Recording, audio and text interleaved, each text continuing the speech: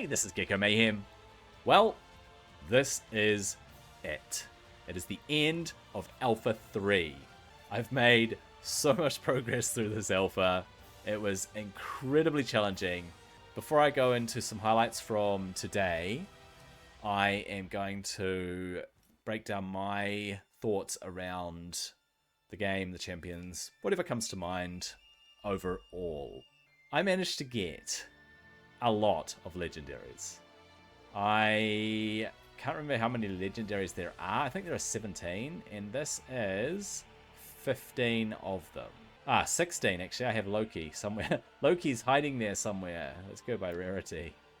So I do have Loki as well. I never used him. Overall, it has been an incredible journey. Being able to use some of these legendaries a lot. Getting some of them very late. Hello Zeus and Hercules. But finally being able to play with them and test them and try them and use them. If I were to rank the heroes, I would say that Zeus is probably A tier now. He doesn't seem to be doing as much damage as he was. He's great. He kills stuff and keeps going. He's only just bordering on S tier now. He's not as godlike as I thought. With the nerf, Aphrodite is no longer S tier. She only places her buff for one turn, and it just feels like they just nerfed her too much.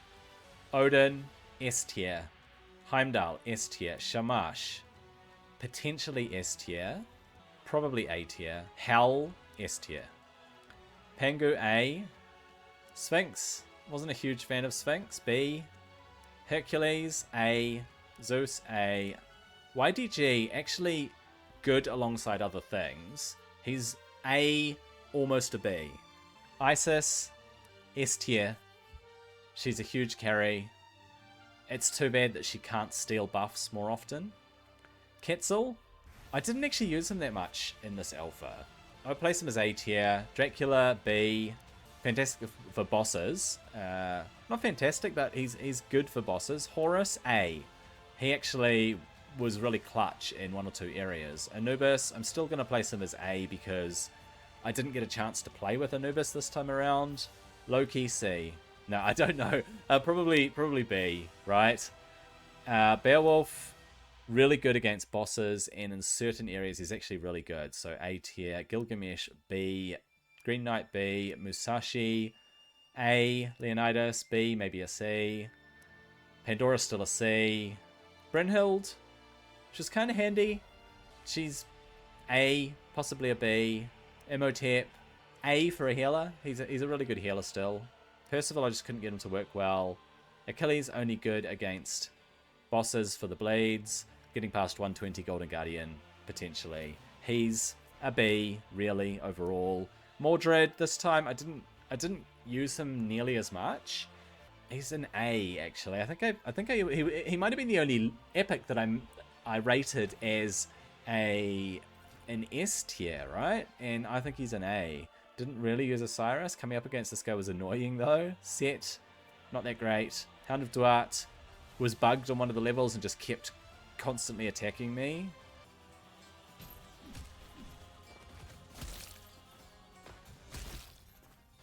Oh, stop attacking me. Bastet, I would still rank her as A. I didn't get to use her this time, but I would still place her as A. On to the rare champions, heroes. Maria, S tier. No, actually not S, sorry. She's A tier. She's very good in certain places.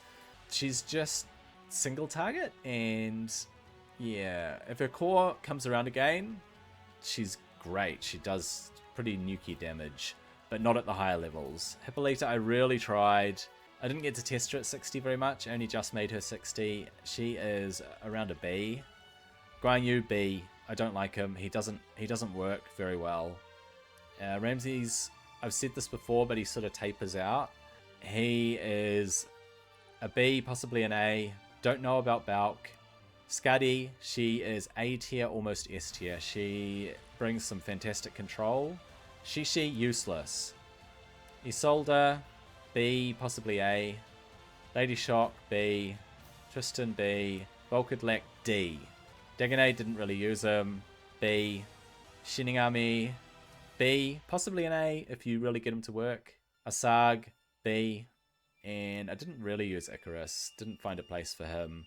He's B. Potentially A. I'm going to stick him a B. Anka Cinnamon didn't use her. Ketchi didn't use it. Tutankhamun didn't get to really test it. And Minotaur didn't test it either. That's everything. That's all of the champions that I have.